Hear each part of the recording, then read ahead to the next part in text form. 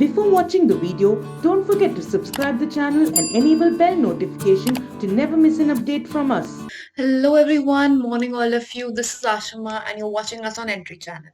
So this video is basically aimed at daily current affairs. For all the new viewers, I would like to tell that in this video we are going to cover the segments of descriptive, that is the detailed current affairs, as well as the one-liners depending on what is required for the examination. Now, the question comes is that this video is for which examination? So this covers the examination of banking as well as SSC as well as RRB. So it is not completely exam oriented because current affairs are same for most examinations, right? So it just depends on the direct and indirect questions. Rest of all, it is nearly the same. Therefore, it won't cause much of an issue on that part, right? So we'll be beginning with our segment on the first part, that is a Hanoi Declaration, which has been adopted now. So let's begin the discussion on this. First of all, where was it accepted? It was in the East Asia Summit. Was India a part of that summit? Yes, India was a part of that summit. Who was the representative of India over there? The External Affairs Minister of India, that is S. Jaishankar. He was the representative of India in the East Asia Summit where this declaration was adopted. Now, who are there under this declaration, or who all are there under this East Asia Summit? So, basically, the summit was held for 18 countries, and of those 18 countries, 10 are the ASEAN countries, and the other 8 countries are India, China, Japan, Australia, New Zealand, Russia, USA, and Republic of Korea. These are the 8 other countries which are a part of East Asia, which were the part of East Asia Summit. Right now, what is in the Hanoi or the summit or the declaration which we are talking about? That is Hanoi Declaration. Now, under the Hanoi Declaration, the other declarations of East Asia Summit have been reaffirmed. That is, they have been put up on the top or in the highlights as of now. So, Kuala Lumpur Declaration, which was of 2005, then Hanoi of 2010, 2011, Bali Declaration, 2015, Kuala Lumpur Declaration, and Phnom Penh Declaration of 18 to 22. These are the declarations which have been put into effect as of now. Phnom Penh Declaration is of the Manila Plan of Action. Right, the advanced form of Manila Plan of Action is that, which focuses on East Asia developmental prospects. Right. So one thing that is very, very important out of this, now we have all come to know that these are the declarations that have been put to force. So we must know about which year. So Kuala Lumpur Declaration was of which year?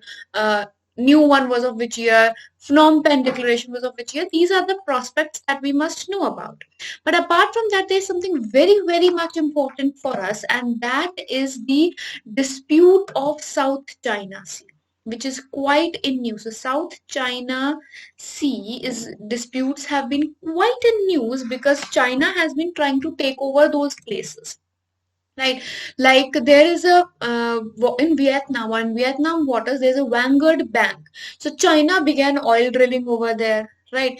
Although there are regions which have been designated, but China has been trying to take over a lot of situations. For example, there is a Natuna Islands. Natuna Islands.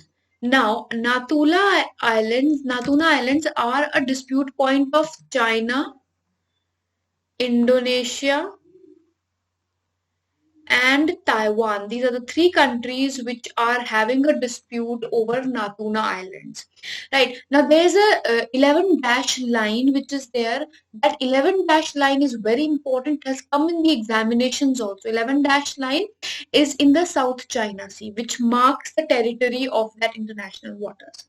Right, apart from that, then we have Scarborough Shoal.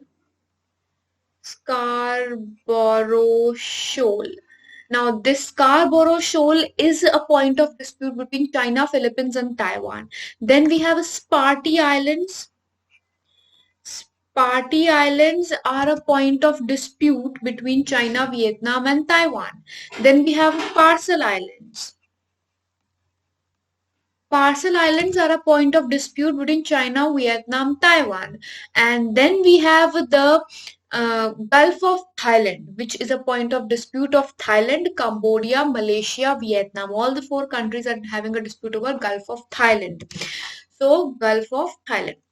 These are the few points which are in the South China Sea or territories in the South China Sea which have been disputed in multiple countries. Territorial dispute is occurring over there. So, this is important for you. Now we have Tristan da Cunha. Tristan da Cunha is located over here between South America and Africa, as you can see in the Atlantic waters, right? So what about it? It is going to be the largest marine protection zone of Atlantic Ocean soon enough. So it is not as of now, but soon enough it is going to be one of that. So, what is going to happen when it becomes the largest marine protection zone? There's going to be prohibition on sand extraction, on bottom trawling fishing, deep sea mining in maximum of the area. Maximum being 90% of the area is the one which is going to be prohibited from any form of activity, right? So, what exactly is the thing about this? Now, Tristan Cunha Island is a small island which has hardly 300 humans living over there. What is unique about that is it has millions of seabirds and various land birds which are kind of unique, right? And the waters are the richest waters. Waters around the Ta Kund, they are very rich waters in terms in the Tristan Kwan. These are very rich waters. Rich waters being that in terms of flora and fauna, they have a kind of very rich part over there, right? Two endangered species are found. 5 endangered species in the island are there. It's a World Heritage Site such as Go and Inaccessible Islands. Both of them are under the coverage of this, right? So, this is going to become soon enough when it is going to be when we are saying that it is going to be a protected island, so that is going to be a part of Blue Belt program of UK. Now what is exactly this Blue Belt program? Blue Belt program was launched in 2017, and according to this program, sustainable management is implemented in the marine environment, right? So all the British Arctic territories, British Indian Ocean territories, all of these territories which require sustainable development management, that is done under Blue Belt program of United Kingdom, right? Now, now there is another treaty which is Antarctic Treaty, right? Now this has been negated by Antarctic Treaty for the purpose of this. Right. Now, what is this Antarctic Treaty? Now, Antarctic Treaty, either Antarctic Treaty will be working on it or it will be Blue Belt Program. Now, this dispute has come up. Now, what is Arctic Treaty? So, Antarctic Treaty. Antarctic Treaty was signed in 1960 by about 54 countries. And what does it signify? It states that the areas which are going to come under the Antarctic region, they will be preserved, and there's going to be ban on all the military activities in the continent and the nearby areas, right? That is the Antarctic Treaty, regulated under 1960 with 54 countries who had signed it, right? Next is draft rules under the Code of Social Security. We recently read about or talked about the fact that there's going to be registration of the migrant workers, right? Ministry of Finance had launched it. So, moving ahead on that, Aadhaar-based registration of the gig workers, unorganized workers, migrant workers, it is going to be done on the portal of central government. And as I told you, it's going to be a 12-digit Aadhaar number. We had talked about it in, I guess, 2 or 3 videos back. Now, what are the guidelines regarding to this? Now, when the guidelines have been framed, we must know about the guidelines as well. So, if we talk about that, first of all, whenever any worker will migrate from one state to another state, then he or she will get the benefit of the state they have moved to. That is where they are currently working. So, someone moves from Bihar to Delhi. So, the regulations of Delhi, all the benefits of Delhi will be given to the worker who has come from Bihar also. Next, second electronic registration, single electronic registration is there for any establishment which will be done, and for any company which wants to shut down, for them also single electronic cancellation facility is going to be there. Gratuity which is given for the fixed term employments, that is also supposed to be given to any employee who has come to work in the particular state, right? Then rate of interest for delayed payments has been reduced from 2% to 1% per month. These are the few major guidelines that need to be kept in mind of. Then US has disagreed to grant the statehood to Puerto Rico and Washington DC.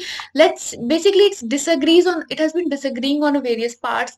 This term's decision is yet to come. So this was till the last term. So we'll be talking about why it has not been given and now what is the position, right? So as I told you, or you might have seen the videos of United States election, which was made exclusively for you people. So over there, I had told you that when the elections in United States happen, then they have to choose president, vice president, and various other council members, senate members, and they also have referendum which is conducted on various questions. Right, so approximately 10 to 15 referendums are also conducted along with the elections. Right, so this time also the elections were held for Puerto Rico and Washington for being independent or getting a statehood. And for the third time now, with 52% in favor of it, they have voted to get a statehood. Puerto Rico people have voted to be an independent state, and similarly, Washington DC people have wanted that we want a separate state. Right? Now, Puerto Rico is a Spanish-speaking population or a Spanish-speaking island, and it was not made a state. It is a territory, just like we have union territories. Similarly, it is a territory and not a state. And they want themselves to be made a state. Why? Because when their representative goes to the Senate or the House, then that person does not have veto powers, right? So that is the reason why they want to be. Both of the countries want it because they do not have voting powers in the House of Representatives. That is the reason that is important to be a state. Now, so there have been 6 referendums. Of them, 3 they have in favor. Democratic Party of Joe Biden, who is now going to be the president of the United States, he has been supporting the idea. So let's see what goes ahead of it. But it's not only about the president. First of all, the chambers of US Congress, that is Senate and House, both will have to be in favor of it. Then the president has to give an assent, and then they will get the statehood. Now, Washington was formed in 1776, and it was decided, or it is according to the constitution, that whenever a country or a city is made a capital or place is made the capital of the country, it should not be a part of any state.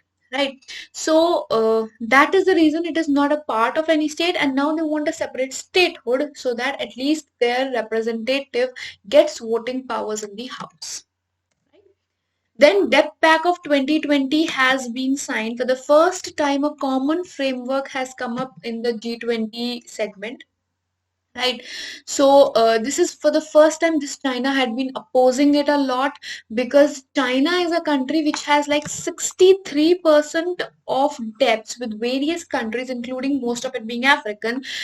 They have been they have the money from China, you can say, because of its Belt and Road Initiative and various other initiatives which are running by China. So major lender is China, and that is why it was kind of concerned about it. That it's going to go in loss for a certain aspect, for definitely. So when it comes to the pointers which have been accepted, that is G20 Debt Service Suspension Initiative, which was in October 2020. So last month only this initiative was signed, and these framework guidelines have been put into force. Now this initiative has its implementation in 2021, and this is exactly what has been put forward. So according to it, debt service repayment or payment from the poorest countries can be suspended on the request from countries. That is, if the country cannot give it, they can be suspended so that the country can maintain the liquidity and the economy of the country in force. So under the DSSI, India is also going to give relief to Myanmar, and India is also eligible to request for suspension because it is from a low middle income. Suspension will be given till 2020 as of now, but it may be extended 2 years depending on the furthers of it. Right now, the rules and regulations have been established as per the Paris Club, which was formed in this Paris Club was formed in 1956, right? And every year on a monthly basis, meetings are held informally. There are total 19 countries who are a part of it, and most of them are Scandinavian countries. Right? Now, Lunar Lake and Sur Sarovar Lake, both of them are going to be Ramsar sites. They are both going to be Ramsar sites. And as I told you, Ramsar is not an acronym or anything. This is basically a city in Israel where this international wetlands agreement was signed. Right? So it is not a country on it. It's not a acronym or something. It was in 1971 when this intergovernmental agreement was signed, and that is what Ramsar site is.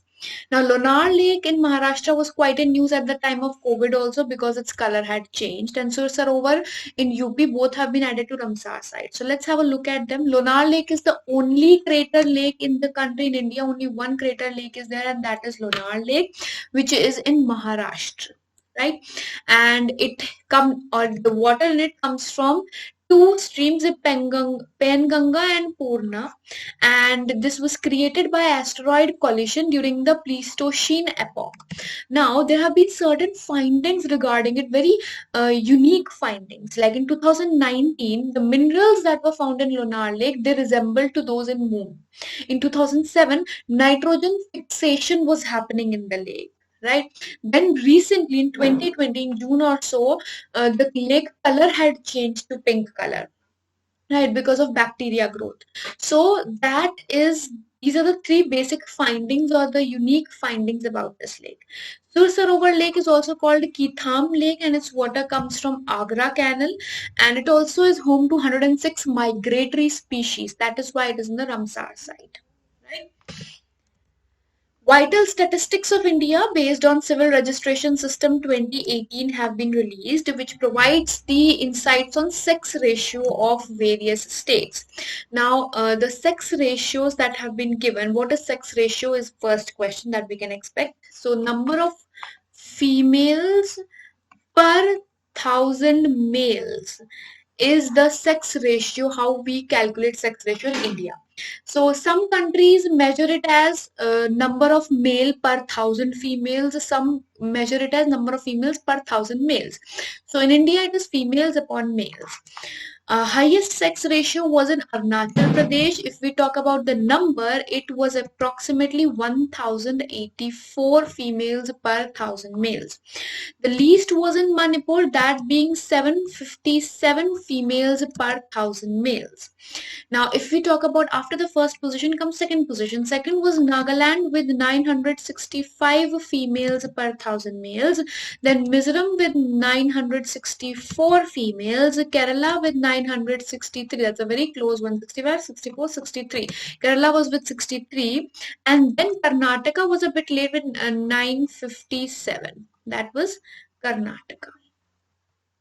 Right?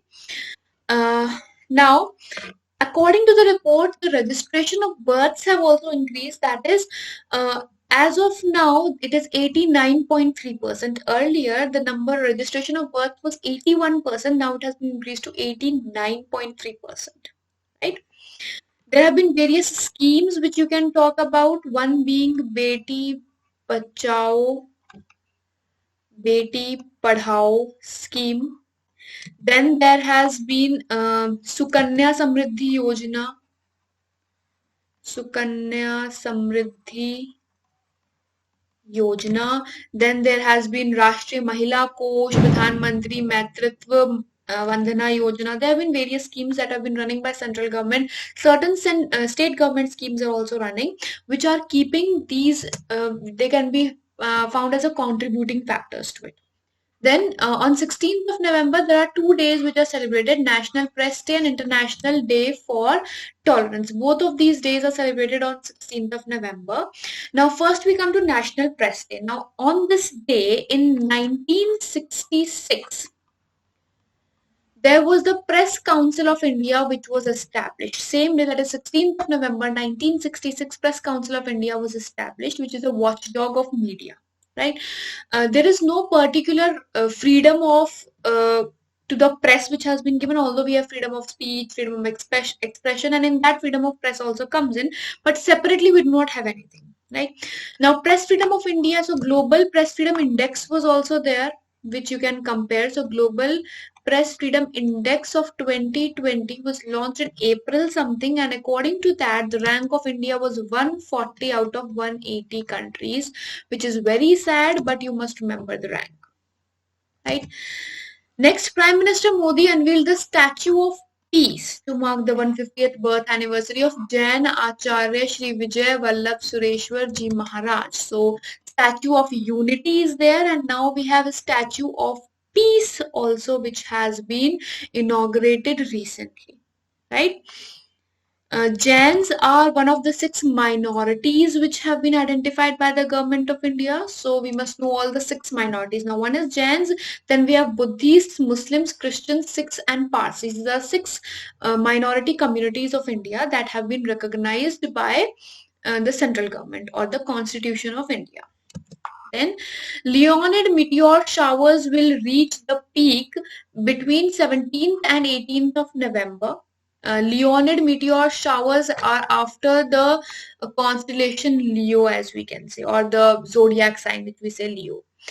Vaccine-derived poliovirus and COP2 vaccine has been added to WHO World Health Organization essential emergency use listing vaccines. Now, it is basically to treat the derived polio virus strain, right? Second phase of Malabar exercise has started. It will begin from November 17th to 20th of November, and this is going to be held in Arabian Sea. The first phase was held in Bay of Bengal, and second phase will be held in Arabian Sea, and the participating countries are the Quad countries. Then Prime Minister Modi will attend the 12th BRICS summit, which will be hosted by Russia. This time the theme is going to be global stability, shared security, and innovative growth. All the 5 countries are going to participate in this summit. Right now, with this, we wind up our segment. Thank you so much for being with us. Do like the video, comment on how much you like it. You can also download Entry app for the daily quiz, which happens over there for current affairs, so that your current news events are in touch. Apart from that, on Entry app, you can get topic-oriented videos, and that is going to be available in all the languages like Hindi, English, Marathi, Malayalam. There are various languages which are there, and study materials are there in all the languages, so you can download the app and check out other courses stuff. So thank you so much, and see you in the next video. Until then, goodbye. Take care and have a great day ahead.